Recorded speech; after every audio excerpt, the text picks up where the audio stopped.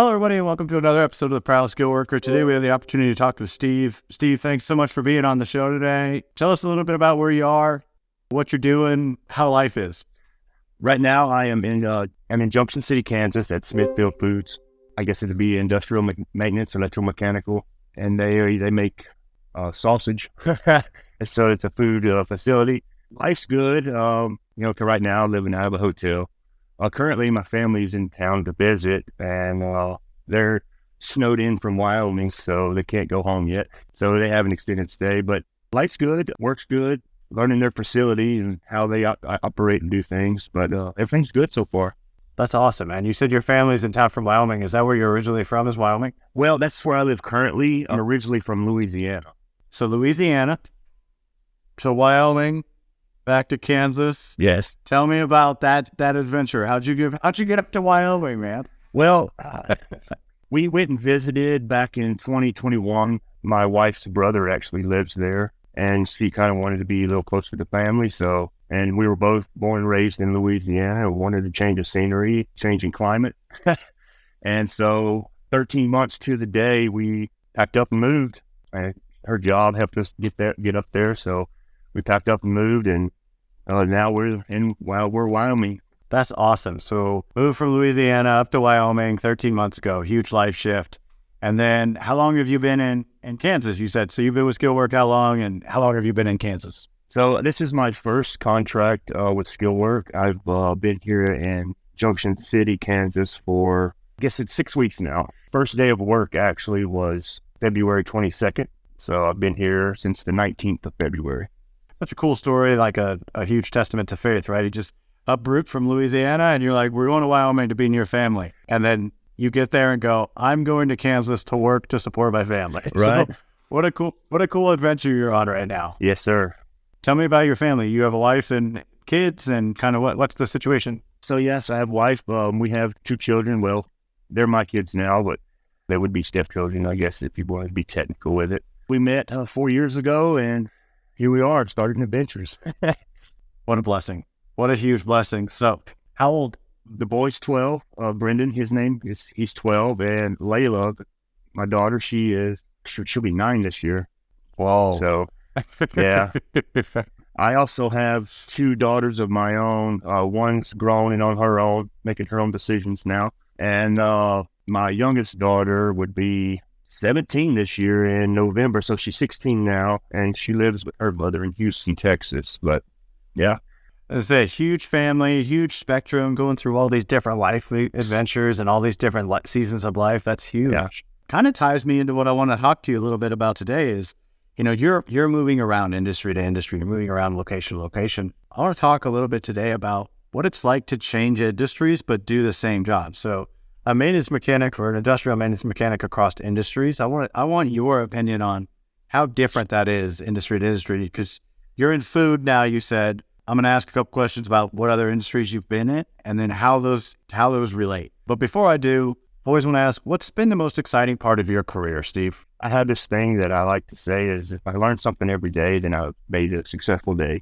And I pretty much, I'm living that kind of. I learn something every day. And that's how it's been for quite some time. I think if you say you know it all, then you're lying to yourself, I would say, because you really don't. I think there's always something to learn about, even something that you've known for a long time, you can still learn something new about it. And so that's kind of what makes it exciting for me, is I like to learn new things. I like to do new things. And that's kind of what drives me, is being able to learn more. To me, knowledge is power. The more knowledge you have, the better off you are. So right now, what would you say is your main focus? What are you trying to learn the most right now? Well, if we just talk about work, then I'm trying to learn I'm working on new machines I've never seen before, of course. And it kind of goes back to different industries. Yeah, they use a lot of the same components, but it's a different machinery. So there's a different set of issues, different set of problems that you have to learn to fix, learn to troubleshoot those. And that's where I'm at right now. I'm trying to get my knowledge base built up. At this point, I'm seeing that there's a reoccurring set of problems that happens on a weekly basis. And so, trying to get all of those, learn all of those and get that. But more, I'm trying to learn everything I can, because I want to be the best individual I can be, for the company that I work for, but also, be the best, I guess, the image for Skillwork as well. So yeah, that's just where I'm I at love right it. now with that. No, that's great. What are the other industries you've been in the mechanical field? So let's talk. I've worked in the extruded plastics industry, and that's kind of where I got started with the industrial mechanic, field is, and of course we made trash bags. So, they take the pellets and the rosins and melt them together, make a big bubble, flatten it out, seal it, cut it, and roll it up into a roll and stick in the bag.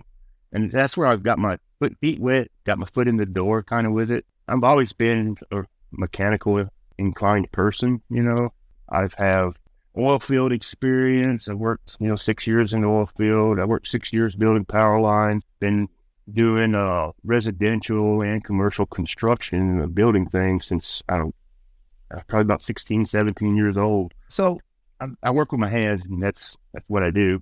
But the extruded plastics is that facility is what really got my feet wet in the industrial mechanic field. And it kind of sparked an interest. I decided I wanted to do it more. It's fun. I like it. I like to fix things. Yeah, we talked to a lot of people on the show, and most of them say, I like to make broken things work, right? Yeah. And that's really cool. So you talked about, those are 5 very different industries you talked about just now. We're talking construction, whether it's commercial or residential. We're talking, you said power lines, you're basically, so that's over the road stuff. You kind of have and then oil and gas. Of those industries, have you found any of them where your skills don't overlap, where you're coming in and just like, hey, I know nothing about this industry, my previous knowledge is useless here? Or are you finding more often your skills are applicable? I think they all overlap, like you said, that they're applicable in any setting. And of course, there's a learning curve. You have to learn what's going on with that new industry. But as far as my skills, most of the time they overlap. You see, 90% of the time they're going to overlap, and you'll be able to carry what you know from one industry and it'll be useful in the next. Do you think that makes you a better technician, going from industry to industry, understanding a more broad spectrum, getting kind of a different feel for different types of machines? Or do you think staying in one industry and just working on the same pieces would make you better? In my opinion, I think that the more you know, the better you are. And that's just how I feel. And so, yeah, for sure, learning different industries, different pieces of equipment, to me makes you a better, and you're more versatile. Let's put it that way. You're not limited to one category or one area. You're able to kind of have knowledge in a broad spectrum of things. Other than a state licensing restriction or maybe a federal licensing restriction, can you think of anything that would stop your skills from applying into a new industry? Like, hey, I want to take my skills, your skills, not my skills. Don't take mine with you. You should keep yours. Steve's going to take his skills into a new environment. Can you think of any environment that you say, hey, I just wouldn't be a fit there with these skills? Again, not including the licensing and the regulation side of that. I understand there's some of that, but I don't know that what I do now and the skills I have would transfer over to a desk job. Maybe in the area of consulting or inputting knowledge into other people's hands. Besides that, there's not much restriction. I think it's going to kind of overlap. I don't see a desk job as being something that I could build. I could build the desk, but or that kind of stuff. No, really, no. There's no restriction to it. As far, in my opinion, it'd be difficult to be a doctor and turn wrenches at the same time, or troubleshoot some electrical problems.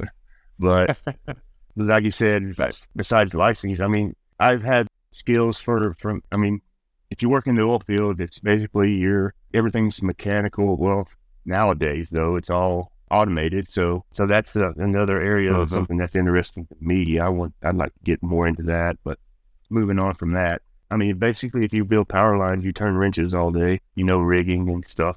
I think it's interesting because I always, we talk to people all across the country, whether it's skill workers or clients or whoever, and everybody's always like very interested in the industries that we're in. And one of the things Skillwork always wants to show people is the industry we're in matters a little less than the skills of the people we're bringing to the table. And so, Steve, that's why I wanted your opinion. Like, can you think of anything, any facility, any type of maintenance industry where I could go, hey, I'm going to put Steve in, where you would go, hey, I'm just not a fit here. And your answer was no, not apart from, doing a desk job or selling someone up from a surgery, which let's be serious, Steve. Neither of us are doing that today. Yeah, so we're going to take that one off the list. But you did bring up something I think is always a very valuable career opportunity for individuals coming out of the maintenance field. And I think it's going to be more and more real, is this idea of being a consultant or being a subject matter expert who provides feedback either digitally or from a distance or on site for those lengths of time. And that's essentially what you're doing now with Skillwork, is you're a contractor who's coming in, bringing a set of skills, providing insight, and then you just kind of, you're helping best you can to advance the ball forward. So the consultant piece is always one that's really interesting to me, because coming out of this industry, not a lot of people see that as a career path. Not a lot of people go, I'm going to hang up my tools and go help somebody else learn how to use their tool. But there's a huge need for that in the industry today. So I think it's fascinating that you're already getting your head there, like, hey, and as my next step, maybe this is what I need to go look to do.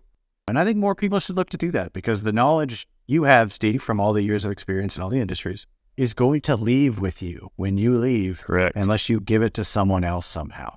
I agree. I think it's so important for people to realize.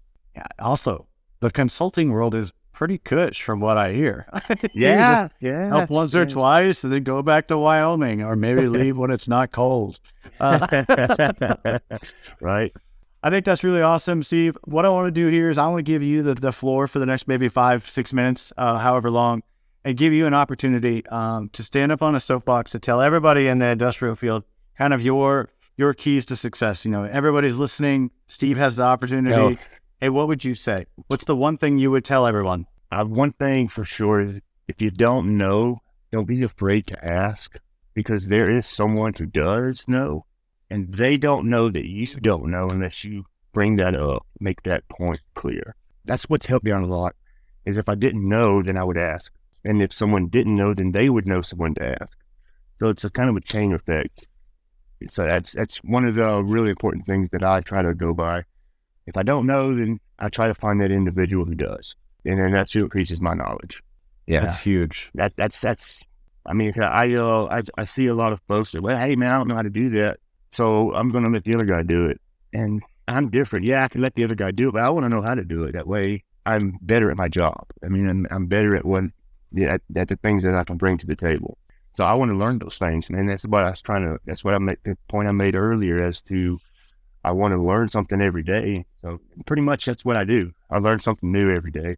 I just say, if you don't know it, ask or research it, find out. Somebody wrote it down somewhere. I can guarantee you that. It's been explained on how it's done.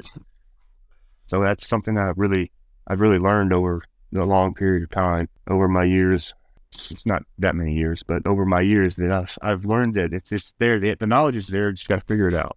You got to find it. And a lot of times you have to ask questions, because no one knows that you don't know it, and no one's going to just give it to you if they don't think you want to learn it. So, and a lot of times you'll find people that see the willingness to learn, and then they want to import that knowledge in, give you that knowledge. They want you to learn. They like to see someone wants to learn. So I would say, if you don't know, ask. It makes you better at your job, of course, and it makes you more valuable. Yeah, I 100% agree with you. I also think there's an inverse positive to that. And what I mean by that is, Steve, typically the best way to learn is by someone teaching you, but also then the person teaching you actually learns and knows it better themselves. So as somebody comes to ask you a question and you go, you know what, let's sit down and go through that, you actually learn a little bit along the way as you're teaching someone. I mean, not everyone wants to admit that when they're working. They're like in their head, they're like, oh, I didn't actually realize I could do it this way. Like, you know what you're supposed to do, you know what you're doing, but you get a little bit better at it. You get a little bit more efficient every single time you train someone new or teach someone new. So that's that inverse positive, is Steve asked me a question. In me answering it, I got better at my job too. So now Steve and I both raised the bar, and you kind of move up that bar together. And it's impactful to maintenance teams. It's impactful to people, to our kids even, as you talk about like raising kids. This is why it's important, no matter who asks you your question, take some time and actually go, hey, let's just walk through the answer. That's why the answer, because I said so, and it's just the way it is, shouldn't exist. You have to walk people through it so you get better and they get better together. All right, Steve, I know your family's in from Wyoming, much as they probably are excited to get back to the snow. I'm going to let you get back to them, but a huge thank you for being on the show today. Thank you so much to everybody who's watching, listening, whether you're on YouTube or Spotify or Apple, wherever it is you watch your podcasts. Thank you so much again, and if you want to be on the show, please reach out. Have a good day.